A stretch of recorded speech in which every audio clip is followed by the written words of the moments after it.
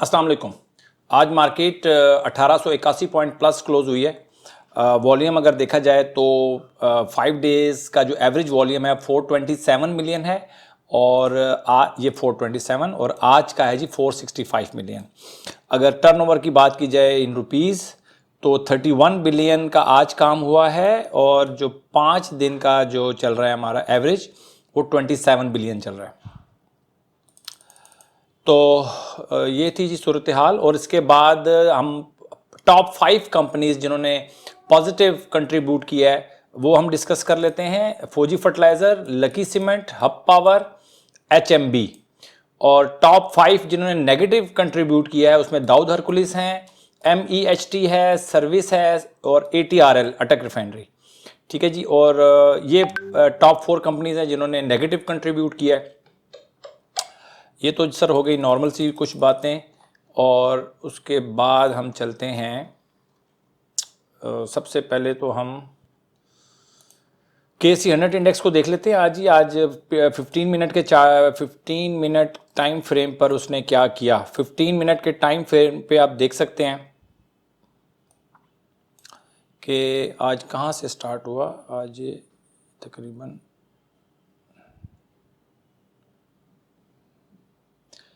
आज ये देखें यहाँ से स्टार्ट हुआ। आज सारा दिन मार्केट जो है वो पॉजिटिव ही रही, कोई पैनिक नहीं था मार्केट में, मुसलसल मार्केट ऊपर चलती रही है। ठीक है जी, कोई ख़ास बात नहीं है करने के लिए। और इसके बाद हम चलते हैं जी हमारा जो कैटेगरी A+ और कैटेगरी A और कैटेगरी B अलर्ट कैंडल्स जिनमें बनी है वो सबसे पहले नोट कर लें, आप देख लें जी। ये आइटम्स हैं, स्टॉक्स हैं जिनकी अलर्ट कैंडल आज बनी है। अंदाज़ा लगाएं कि इतनी मार्केट तेज़ होने के बावजूद भी देखें अलर्ट कैंडल बन रही हैं। अपॉर्चुनिटीज़ ख़त्म नहीं होती। इवन आपको मैं बताऊं कि बहुत मंदी मार्केट भी होगी, बहुत ख़राब मार्केट भी होगी, तब भी अलर्ट कैंडल्स बन रही होंगी। स्टॉक आपको उस वक्त भी मिल रहे होंगे। स्टॉक सिलेक्शन अब आपके लिए प्रॉब्लम नहीं रहा।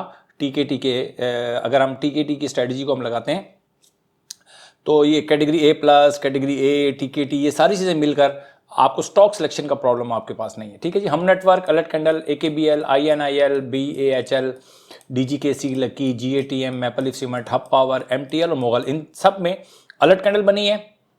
और कैटेगरी A में अगर आप देखेंगे तो उसमें Lotte Chemical, MCB, Meezan Bank, Netsol, PIBTL, AVN, CEPB, Century Paper और OGDC, इनमें भी अलर्ट कैंडल बनी है। ठीक हो गया। और इसके अलावा ब्रेकआउट, MH के अंदर ब्रेकआउट सिचुएशन है, वो उसको आप जाके देखेंगे। MH को ब्रेकआउट सिचुएशन है। Treat breakout, BOP breakout situation में है। सिनर्जी, एंग्रो, GGL ये ब्रेकआउट में है। ठीक है, इनको भी आप, एक नई चीज़ है वो भी आप देख सकते हैं जाके। बाकी स्टॉक्स कुछ ट्रेंडिंग में है, कुछ सुपर ट्रेंड में है, कुछ सुपर से भी ऊपर है।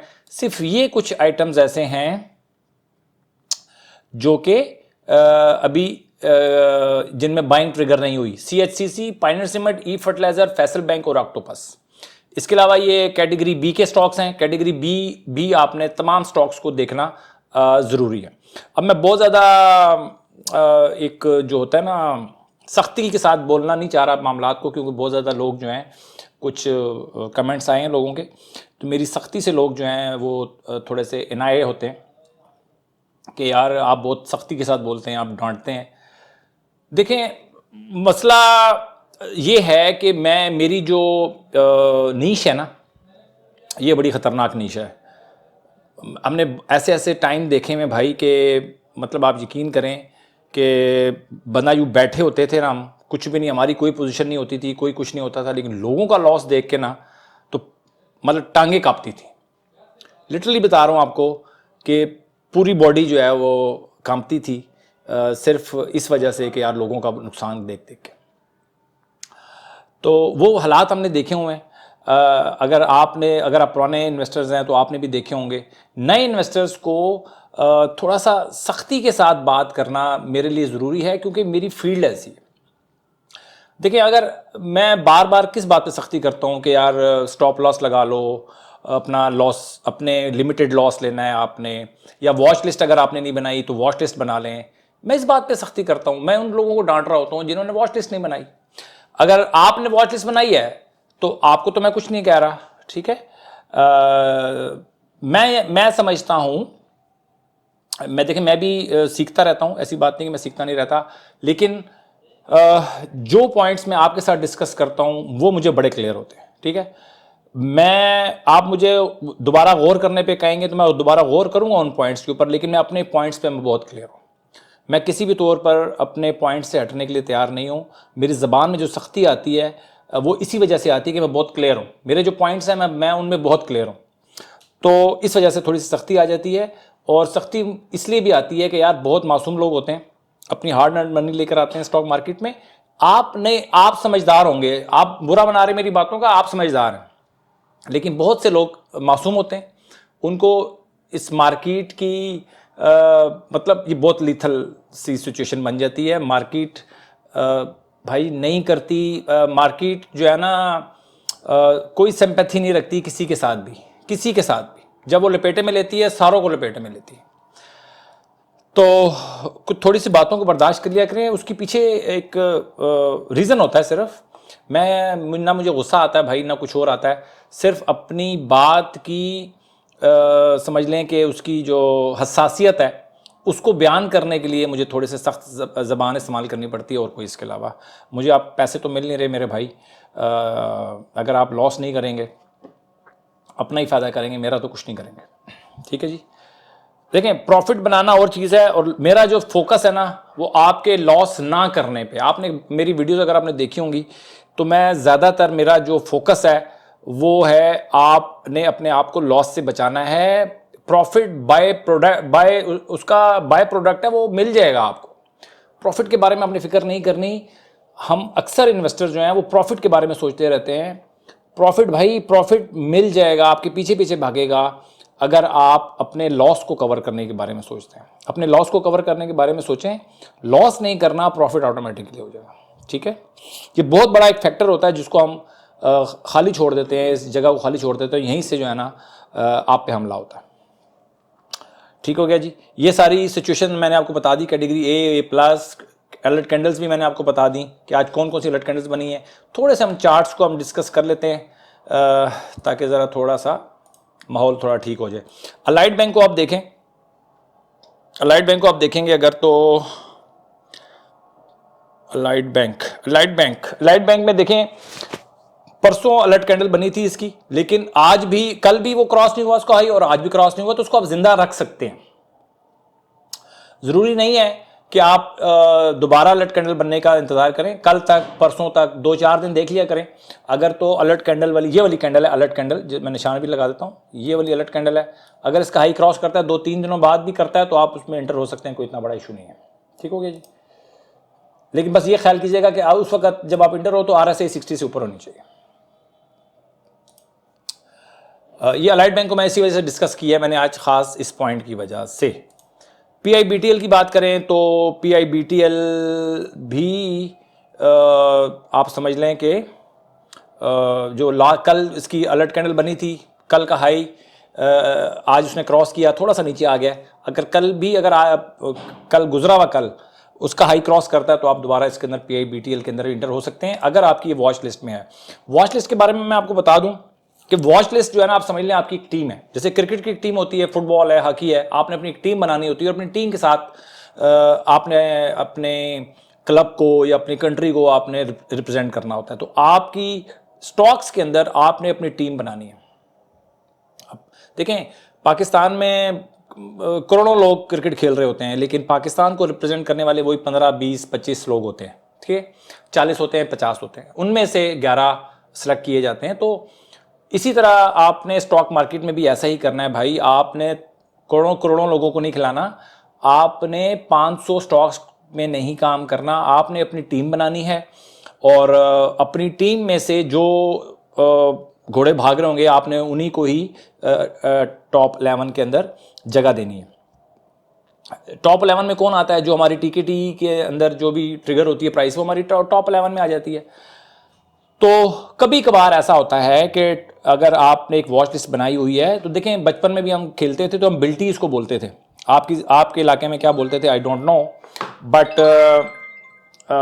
हमारे ज़माने में उसको बिल्टी बोलते थे। अगर किसी और टीम का लड़का खिलाने को, यानी किसी और क्लब से जब हम कोई लड़का उधार लेकर खिलाते थे तो हम उसको कहते थे हम बिल्टी खिला रहे हैं। तो अब आपकी टीम में बिल्टी की गुंजाइश होनी चाहिए, एक या दो, इससे ज़्यादा तो बिल्टी आप खिला ही नहीं सकते, तो वो तो फिर आपकी टीम ही नहीं होगी। तो आप अगर अपनी वॉच लिस्ट में एक दो स्टॉक्स जो अच्छे चल रहे हो उनको आप शामिल कर सकते हैं एज ए बिल्टी, कोई इतना बड़ा प्रॉब्लम नहीं है। ज़रूरी नहीं कि आप अपने स्ट्रिक्ट रहेंगे कि आप अपने वॉच लिस्ट में रहेंगे, तो एक दो स्टॉक्स को इन और आउट करना इतना बड़ा प्रॉब्लम नहीं है, वो आप खुद समझदार हैं खुद। ये कोई मेरी कोई भी स्ट्रेटजी जो है वो आखिरी लकीर नहीं होती भाई, उसके अंदर आप चेंजिंग करना चाहें तो आप कर सकते हैं, कोई इतना बड़ा इशू नहीं है। तो PIBTL के बारे में बात कर रहा था, तो PIBTL भी इसी तरह ही है कि उसकी जो अलर्ट कैंडल है वो जिंदा है। TRG के बारे में बात करें तो TRG 75 से ऊपर अच्छा लगता है सर, और अभी ये क्रॉस इसका जो था प्राइस एक्शन में 68.15 था। 68.15 अगर वापस नीचे जाता है ना, यहाँ से 70 रुपये 15 पैसे क्लोज हुआ है, नीचे जाए या तो TKT के अंडर हम इसको बाय करेंगे। TKT के हिसाब से मैं आपको बता दूं, जो लोग नए देखने वाले हैं, TKT की जो 4 एपिसोड्स बनी हुई हैं जी, एक स्ट्रेटजी है, उसको आप सीख लें, बहुत आसान है सीखना। इसी वीडियो की डिस्क्रिप्शन में आप जाएंगे, वो आपको 4 वीडियोस मिल जाएंगी, उनको आप देखें, एक दफ़ा सीख लें, सारी ज़िंदगी के लिए आसानी हो जाएगी अगर आपने स्टॉक मार्केट में काम करना है। मैं तो आप यकीन करें कि अगर मेरे उसमें होना तो कम से कम कुछ बेसिक कोर्स जब तक पास ना होना तो मैं स्टॉक मार्केट में लोगों के अकाउंट ही ना खोलने दूँ। आप यकीन करें, मैं इतना मतलब लोग जो लॉस करते हैं ना, इतना ज़्यादा मैं मतलब आप समझ लें कि सारी ज़िंदगी इस चीज़ से मैं तंग रहा हूँ, प्रॉब्लम में रहा हूँ, लोगों को नुकसान करते हुए देखते।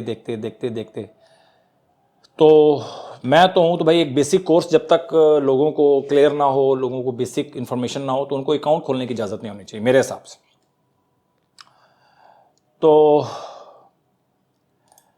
पेस को अगर हम देखें, पेस भी जो है, अगर आप पेस में काम कर रहे हैं तो 7 रुपये 70 पैसे से ऊपर ये अच्छा है। 7 रुपये 70 पैसे अगर तोड़ता है तो फिर ये मुझे अच्छा नहीं लगता। 7 रुपये 70 पैसे से ऊपर ये बहुत अच्छा है, अच्छे ट्रेंड में चल रहा है, ठीक है जी।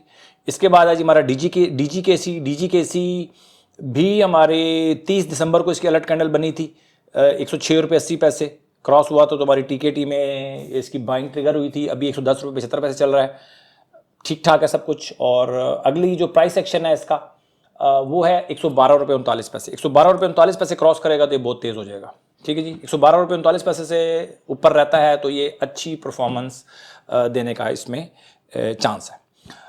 तो आजकल कुछ है नहीं जी मार्केट के अंदर, अलर्ट कैंडल्स बन रही हैं, अलर्ट कैंडल को आप बाय करें। स्टॉक तो देखें, अपॉर्चुनिटीज़ ख़त्म ही नहीं हो रही, स्टॉक डेली बेसिस के ऊपर आपके पास आ रहे हैं। अब आपके ऊपर डिपेंड करता है कि आप अपने आप को कैसे मैनेज करते हैं, अपने पोर्टफोलियो को कैसे मैनेज करते हैं।